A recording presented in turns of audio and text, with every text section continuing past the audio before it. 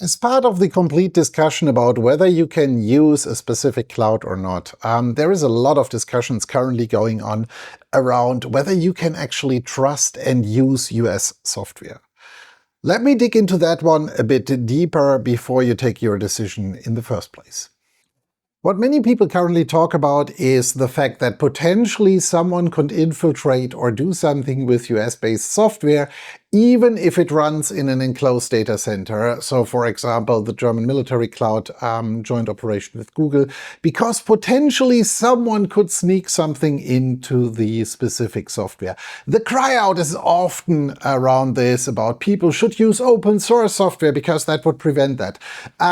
So let's rule out the first thing. Open source software in general, if we look at the last 5-10 years, has been proven to be basically have the same vulnerability, more or less, than commercial software. Because there have been enough scenario. Let's look at the security incidents around BSD, around SSL, and a lot of other things where people actually, by intent or not by intent, infiltrated the code.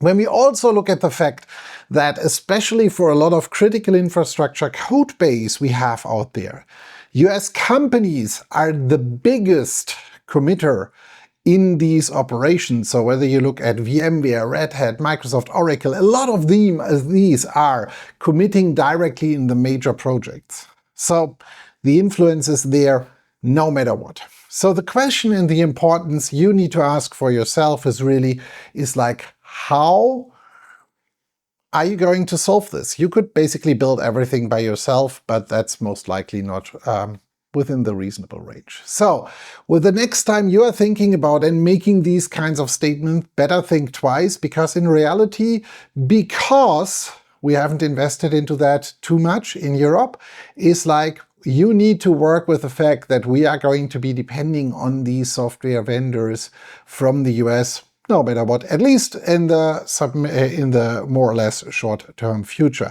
Europe would need to make a massive investment, and we are talking about billions per month, to actually build up a large enough development team, startup scene, etc., to actually compete with what's already existing and to actually maintain the software bases and stuff like that.